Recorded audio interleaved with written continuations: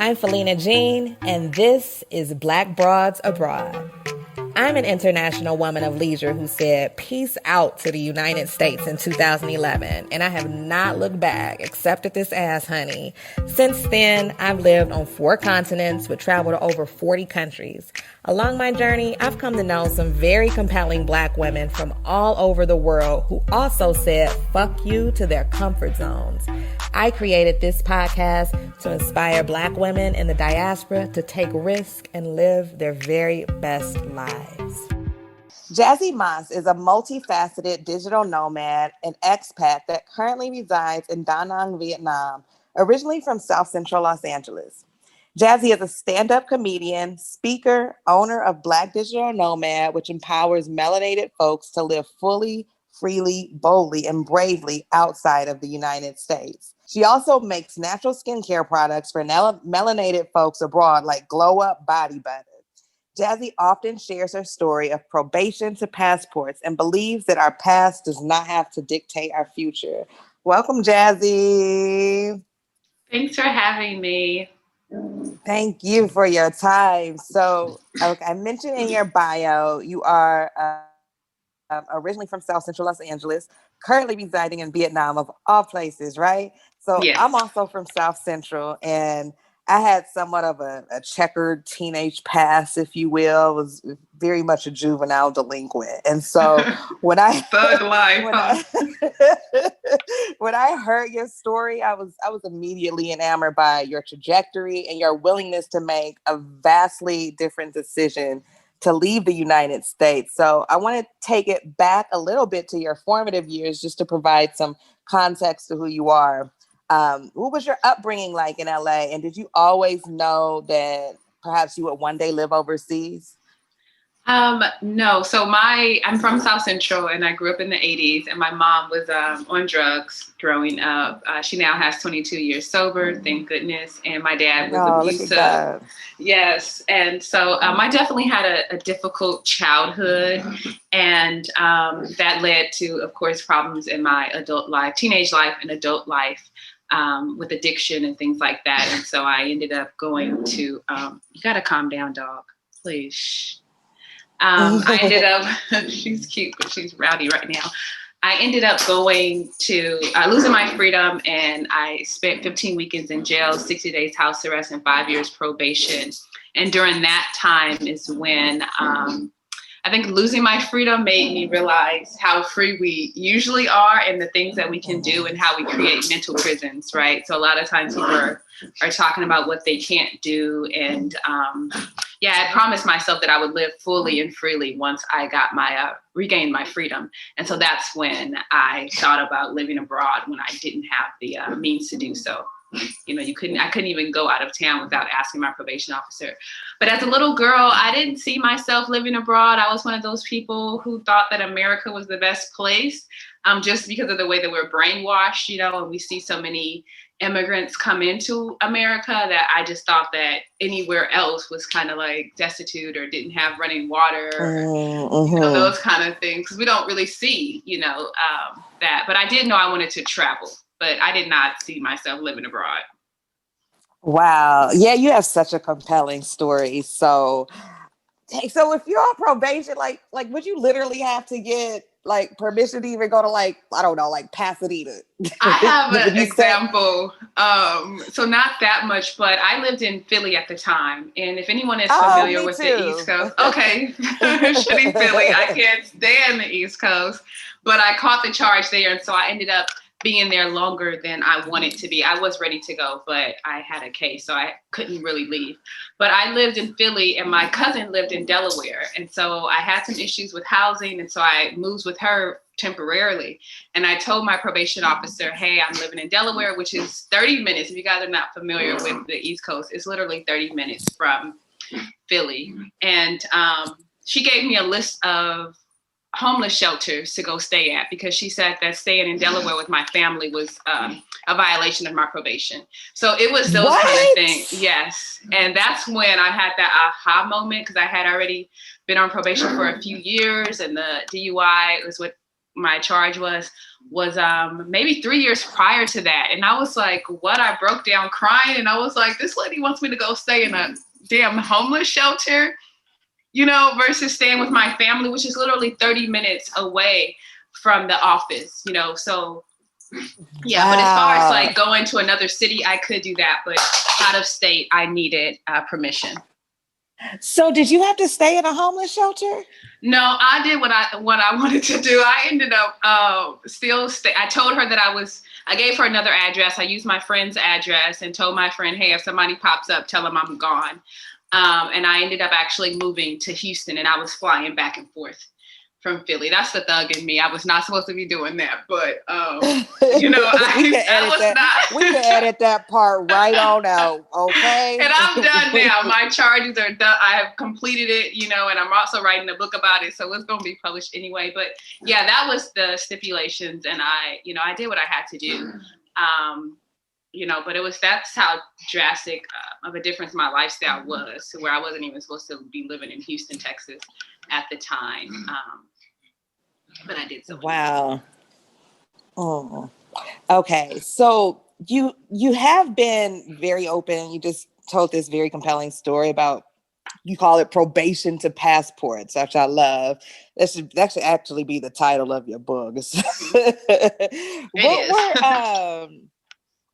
What was the catalyst that led to your decision to leave, though, after your probation? Yeah, my husband came home one day and he was just tired of work, of his job. He's an electrician by trade. And just the disrespect, I remember one morning he got pulled over, and this is the time of Sandra Bland and, the other Black people in the police brutality.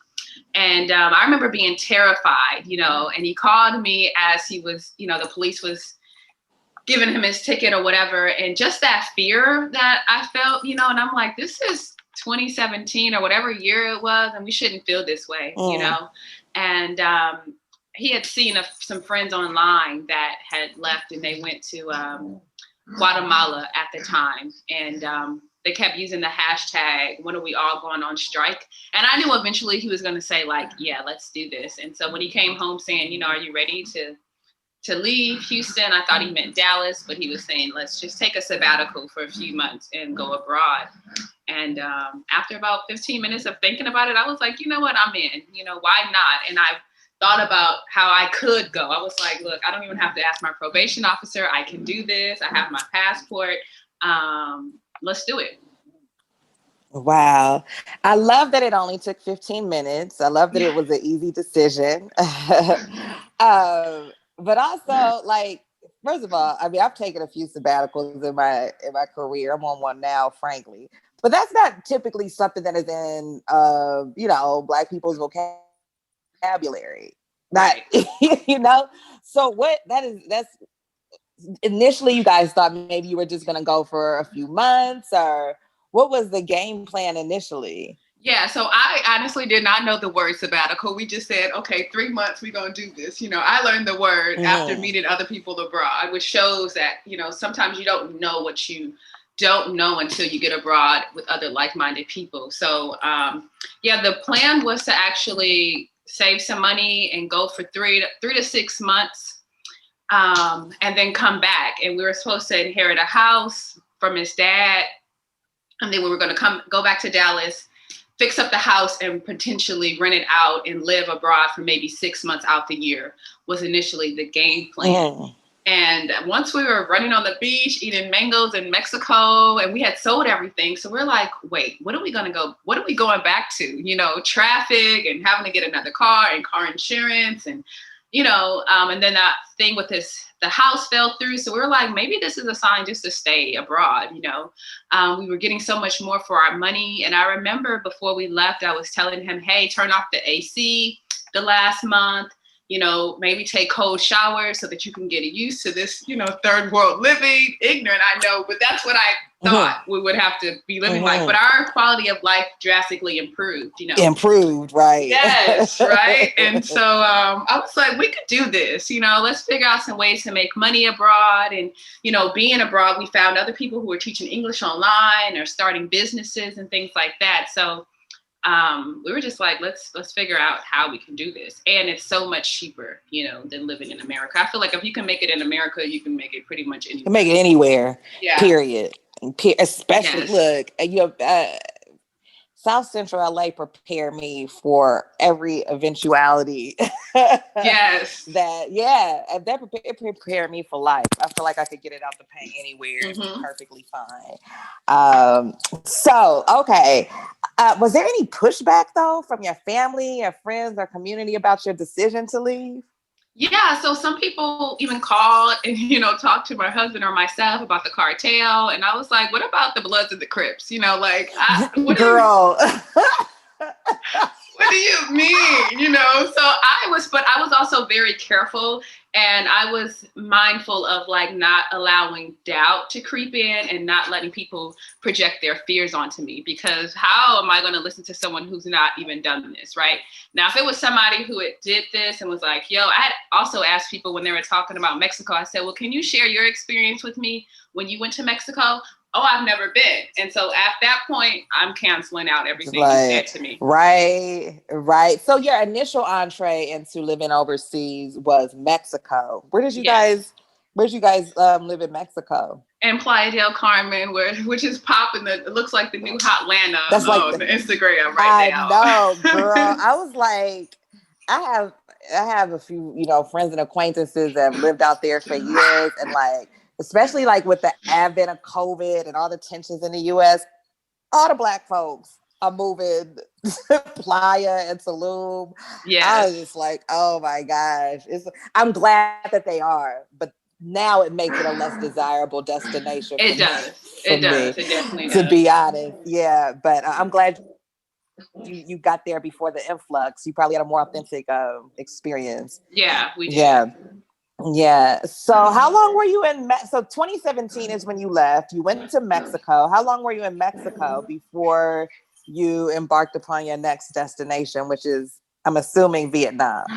Yeah, I was in Mexico for 9 months, and then we went to Bali, and Bali was ideal. I mean, I liked Bali, but it really wasn't ideal because of the visa situation and also the internet. We were in Ubud, and I wanted to get to Thailand. I actually wanted to go to Thailand before Mexico. And it was just a visa. So we wanted to start off somewhere close. And, the visa for Mexico is 6 months out the gate. So that made sense. But after Thailand, we were in Thailand almost a year. And then we came to Vietnam. And I came to Vietnam because we were in Chiang Mai, Thailand, where they have burning season and they burn all the crops.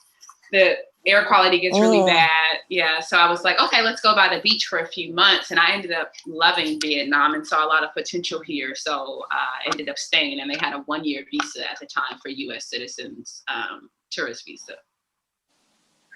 Okay. I love that you guys, that's a good partner, somebody that you can travel with. You learn so much about your partner from travel. And if you can travel together, it's like, oh, we can do this. Right. in a real way. So a lot of people actually experience trepidation about leaving their comfort zone, leaving their home state or city, much less their home country, for a host of reasons. And top of the list is how they will make a living. Particularly, if they've not been recruited for formal employment, and you've managed to leverage your talents in an unconventional way. Can you elaborate a bit on how you came to monetize your skill sets, but especially your skill sets, your talents as a stand-up comedian? Yeah. Again, I guess being from South Central, I think going home no longer became an option for me. So I was just open. And I initially started with teaching English online. And before moving abroad, I thought that you had to know 2 languages to teach English. And that's not the case. And then I started doing the body butter, which is something that I did back home, but I saw the need for it abroad even more. And then as far as comedy, it's something I wanted to do, but I was kind of fearful of it. But I've noticed when I say that I want to do something, like the universe conspires to make it happen for me. And so I met this other sister here from San Diego, and she gave me an opportunity to do a 3-city tour with her without seeing any footage of me or anything. And yeah, they paid me to do it and paid for my travel and things like that. And I was like, okay, I can do this. And so I started to do, I've done Zoom shows, you know, which is the easiest way to make money because I keep all of the profits, but just started getting booked. You know, people would see me and pay me to do the shows or I started doing open mic here in Vietnam. And now I'm doing my own shows here. So yeah, it's just kind of, I guess, having that mentality of just being open, you know, and going after what you want to do. And I think having unconventional ways to make money, you know, and I guess it's just a hustle, you know. I don't want to go home. So I think there's a million ways to make money and staying positive and, you know, using the law of attraction and manifestation is really big for me. So you've also founded a business called Black Digital Nomad, which is a platform that helps melanated people live full lives overseas. Could you explain a bit about what the impetus was for founding this business and how are you helping people to make the transition? Yeah, so when I looked up digital nomads, I saw a lot of white people, honestly, and I just didn't see us really doing this, but I knew that it was possible because I was living in Mexico where people were either coming for months at a time, working remotely, or they were there full time. And so I just wanted to create something because representation is important, right? And that's why so many Black people are moving abroad because they do see people that look like them making this lifestyle possible for them. So, and I knew with the police brutality and the racism in America that a lot of people did want to leave. So yeah, I just created it so that other people could see that we're out here, you know. And I do consultations for people who have questions and want to start their journey, but they don't know how. Ways to make money through different businesses or, you know, starting their business or finding jobs abroad and how to find housing and, you know, hair care abroad and those kind of things. So it's just a resource for people. Hair care. Yes. That's a whole other, like, you have a whole show about that alone. Right. So I think you said, I think I might know the answer to this, but do you see yourself living in the divided states again? I love that you say that because we call it the United States of anxiety. And it is the divided states. Because I was thinking about that the other day. Like, it's crazy that it's called United States and we're not united at all. Divided as fuck. It is. No, I do not see myself. Now, I do want to do a Netflix special. So if I had to go home for that, although I see that they do them all over the world, I would go home for a brief time, you know, for assignments only. But as far as living there long term, I do not see myself living there again. There's a whole world out here with so many opportunities, you know. Yeah. And so, yeah, no, that's a hard no. Same. Yeah, same. And exact same. Like I'll do it for, you know, short-term assignments and stuff. But where do you live now? I currently live in South Africa. Oh, okay. I live in Johannesburg. Okay. Oh, nice. Rwanda is great, actually. It has the best president on the continent. I'm looking at Rwanda as well. I don't really want to raise my kid. Yeah, I don't want to raise my kids in Johannesburg. I like it. That's a whole other conversation we could have offline, but Rwanda is a great choice. Kigali is popping. Yeah, my friend just moved there from Vietnam. She just left and went over there, Halana. Oh, yeah. Oh, okay. I might have to interview her too. yes, definitely. I could be her contact.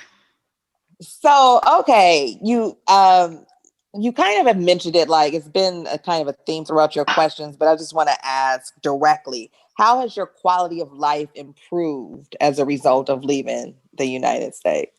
Yeah, tremendously. You know, I feel like in America, for me, I was so busy surviving that I wasn't really able to thrive.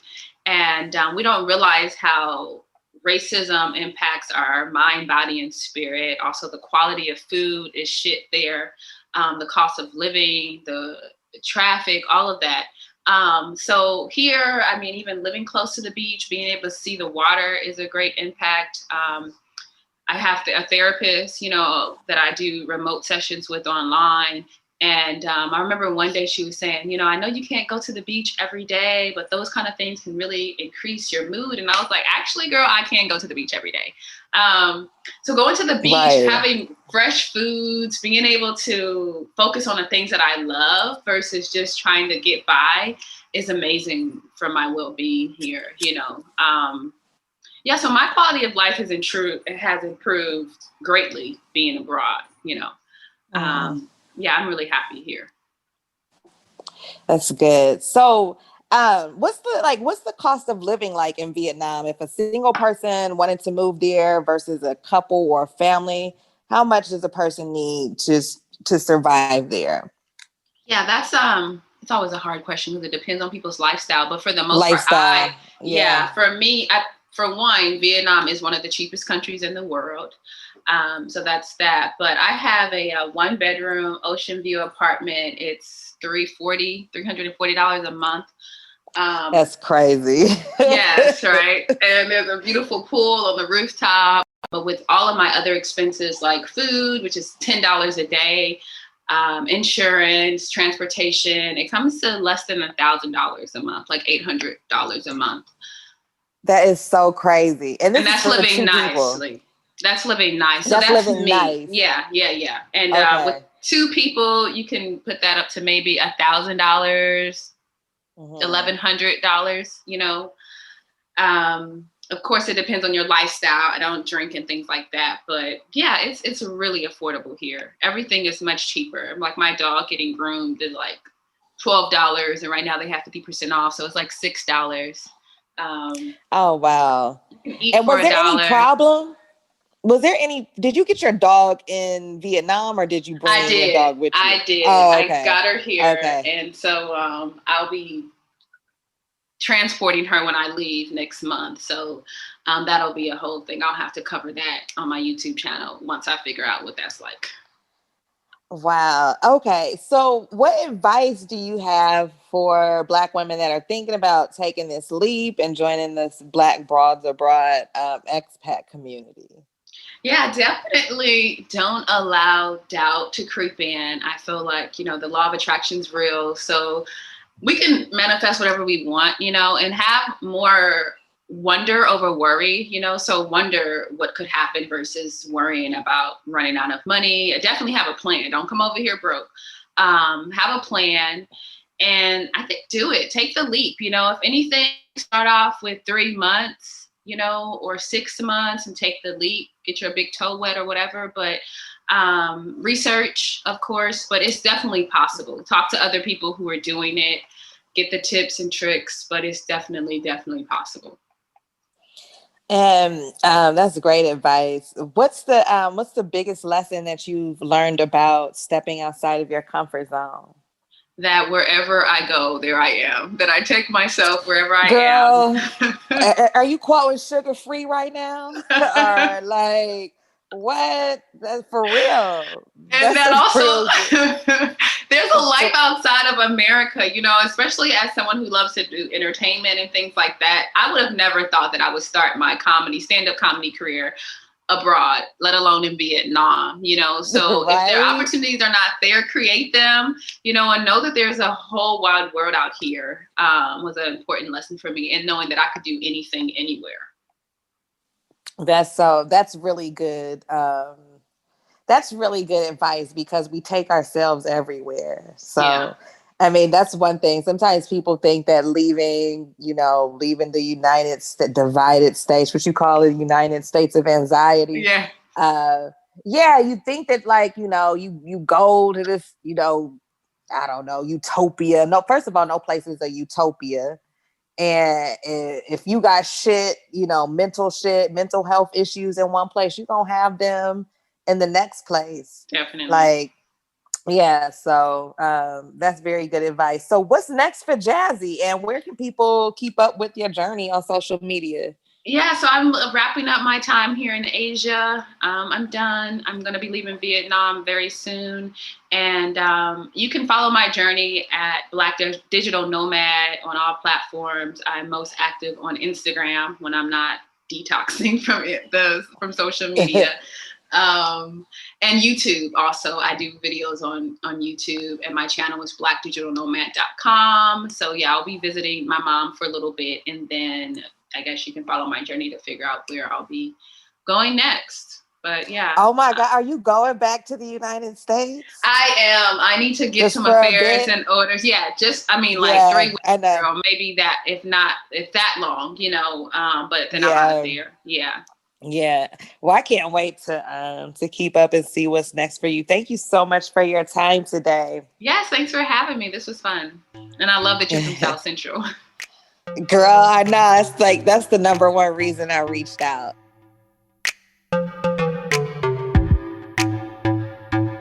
Shout out to our Patreon members for your support. If you too are interested in joining the Black Broads Abroad movement, you can follow us on social media, and that's BlackBroads.